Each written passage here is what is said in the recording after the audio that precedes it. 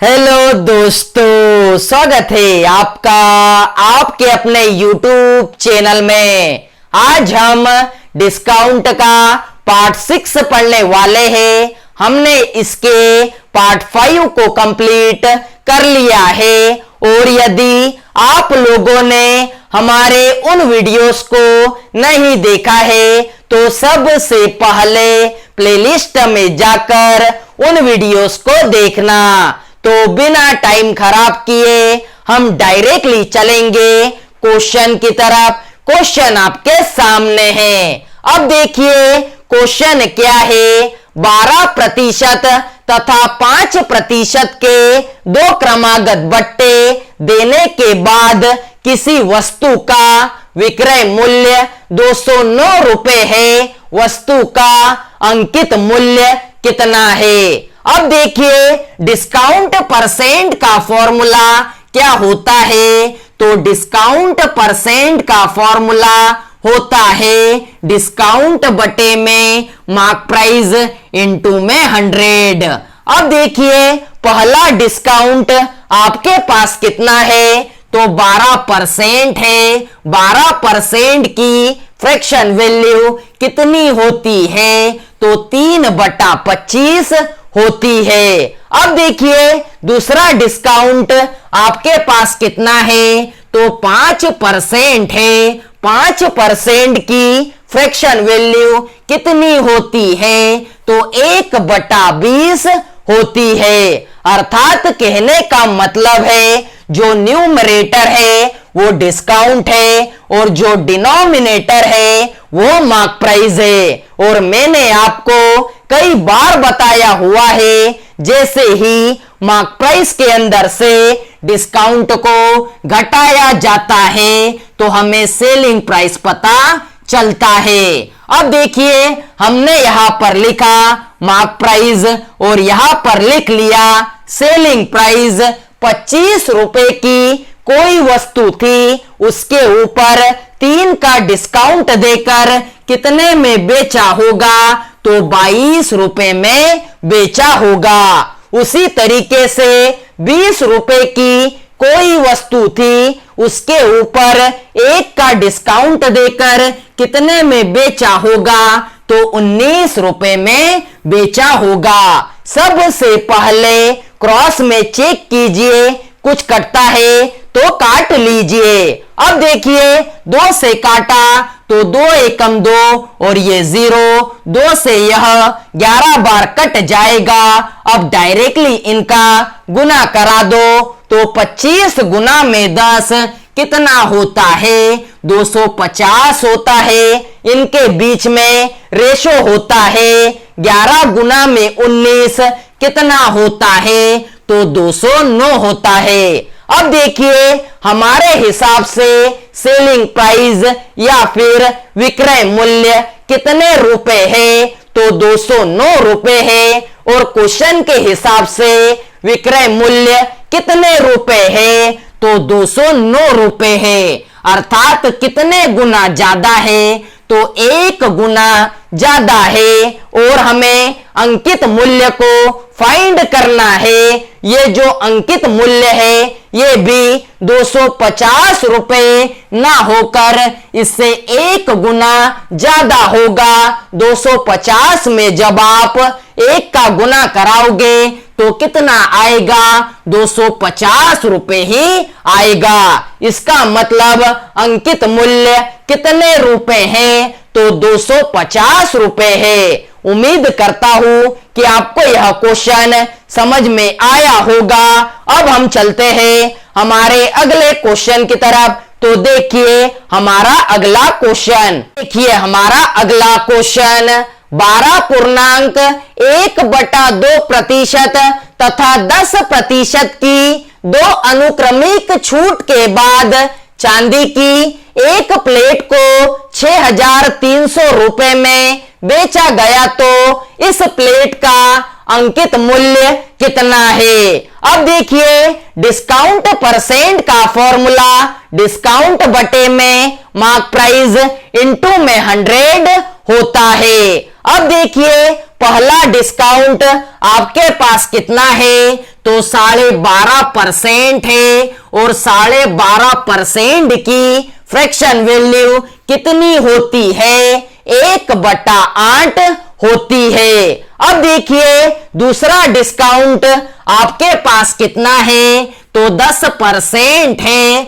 10% की fraction value 1/10 होती है। अर्थात कहने का मतलब है जो न्यूमरेटर है वो डिस्काउंट है और जो डिनोमिनेटर है वो मार्क प्राइस है। और मैंने आपको कई बार बताया हुआ है, जैसे ही मार्क प्राइस के अंदर से डिस्काउंट को घटाया जाता है तो हमें सेलिंग प्राइस पता चलता है। अब देखिए हमने यहां पर लिखा मार्क प्राइस और यहां पर लिख लिया सेलिंग प्राइस। 8 रुपए की कोई वस्तु थी, उसके ऊपर 1 का डिस्काउंट देकर कितने में बेचा होगा, तो 7 रुपए में बेचा होगा। उसी तरीके से 10 रुपए की कोई वस्तु थी, उसके ऊपर 1 का डिस्काउंट देकर कितने में बेचा होगा, तो 9 रुपए में बेचा होगा। सबसे पहले क्रॉस में चेक कीजिए, कुछ कटता है तो काट लीजिए, नहीं तो डायरेक्टली गुना करा दो। अब देखिए 8 गुना में 10 80 होता है, इनके बीच में रेशो होता है। 7 नाम कितना होता है, तो 7 नाम 63 होता है। अब देखिए हमारे हिसाब से सेलिंग प्राइस या फिर विक्रय मूल्य कितने रुपए है, तो 63 रुपए है। लेकिन क्वेश्चन के हिसाब से विक्रय मूल्य कितने रुपए है, तो 6300 रुपए है। अर्थात कितने गुना ज्यादा है, तो 100 गुना ज्यादा है। अब देखिए हमको अंकित मूल्य को या फिर मार्क प्राइस को फाइंड करना है, तो ये जो मार्क प्राइस है ये भी 80 रुपए ना होकर इससे 100 गुना ज्यादा होगा। तो 80 के अंदर जब आप 100 का गुना कराओगे तो आपका मार्क प्राइस या फिर अंकित मूल्य कितना निकल कर आएगा, 8000 रुपए निकल कर आएगा। तो उम्मीद करता हूं कि आपको यह क्वेश्चन भी समझ में आया होगा। अब हम चलते हैं हमारे अगले क्वेश्चन की तरफ। तो देखिए हमारा अगला क्वेश्चन, देखिए हमारा अगला क्वेश्चन, एक व्यापारी किसी वस्तु पर 20% तथा 10% के 2 उत्तरोत्तर बट्टे देता है। यदि किसी वस्तु के उसे 108 रुपए मिले हो तो उस वस्तु का अंकित मूल्य कितना था। अब देखिए पहला डिस्काउंट आपके पास कितना है, तो 20% है। 20% की फ्रैक्शन वैल्यू कितनी होती है, 1/5 होती है। अब देखिए दूसरा डिस्काउंट आपके पास कितना है, तो 10% का है।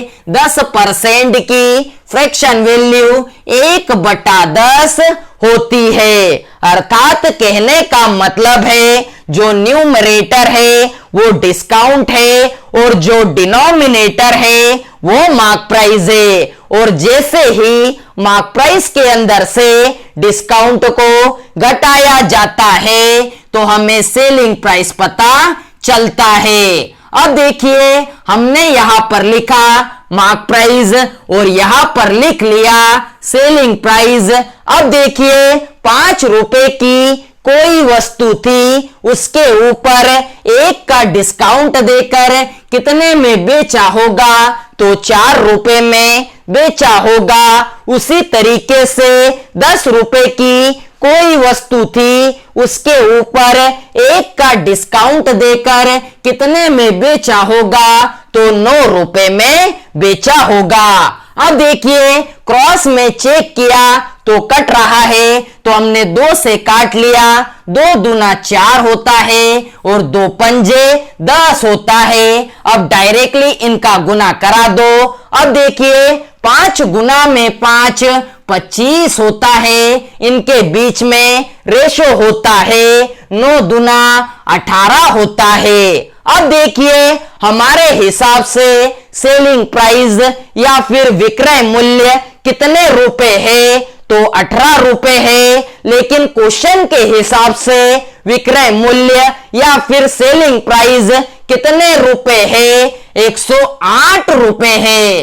कितने गुना ज्यादा है, तो 18 छंग 108 होता है। इसका मतलब 6 गुना ज्यादा है और हमें अंकित मूल्य को या फिर मार्क प्राइस को फाइंड करना है। तो ये जो मार्क प्राइस है ये भी 25 रुपए ना होकर इससे 6 गुना ज्यादा होगा। तो 25 छंग कितना होता है, तो 25 छंग 150 होता है। इसका मतलब अंकित मूल्य या फिर मार्क प्राइस कितना था, तो 150 रुपए था। तो उम्मीद करता हूं कि आपको यह क्वेश्चन समझ में आया होगा।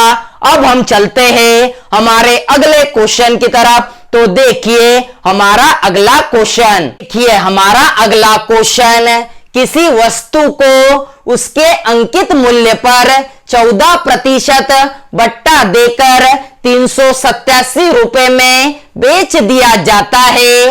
वस्तु का अंकित मूल्य कितना है? अब देखिए डिस्काउंट परसेंट आपके पास कितना है, तो 14% है और 14% की फ्रैक्शन वैल्यू कितनी होती है, तो 7/50 होती है। अर्थात कहने का मतलब है जो न्यूमरेटर है वो डिस्काउंट है और जो डिनोमिनेटर है वो मार्क प्राइस है। और जैसे ही मार्क प्राइस के अंदर से डिस्काउंट को घटाया जाता है तो हमें सेलिंग प्राइस पता चलता है।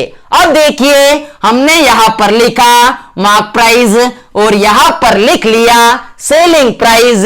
50 रुपए की कोई वस्तु थी, उसके ऊपर 7 का डिस्काउंट देकर कितने में बेचा होगा, तो 43 रुपए में बेचा होगा। अब देखिए हमारे हिसाब से सेलिंग प्राइस या फिर विक्रय मूल्य कितना है, तो 43 रुपए है। लेकिन क्वेश्चन के हिसाब से सेलिंग प्राइस कितना है, तो 387 रुपए है। कितने गुना ज्यादा, तो 9 गुना ज्यादा है। उसी प्रकार हमें मार्क प्राइस को या फिर अंकित मूल्य को फाइंड करना है। तो ये जो अंकित मूल्य है ये भी 50 रुपए ना होकर इससे 9 गुना ज्यादा होगा। तो 50 के अंदर जब आप 9 का गुना कराओगे तो आपका अंकित मूल्य कितना निकल कर आएगा, 450 रुपए निकल कर आएगा। तो उम्मीद करता हूं कि आपको आज के सारे क्वेश्चन समझ में आए होंगे। आज के वीडियो को बस यही तक रखते हैं। यदि आप लोगों को हमारा यह वीडियो अच्छा लगा हो तो वीडियो को ज्यादा से ज्यादा लाइक कीजिए, शेयर कीजिए, सब्सक्राइब कीजिए और बेल आइकन को जरूर दबाएं, जिससे कि हमारे आने वाले वीडियोस आपको प्रॉपर वे में मिल सके। जय हिंद।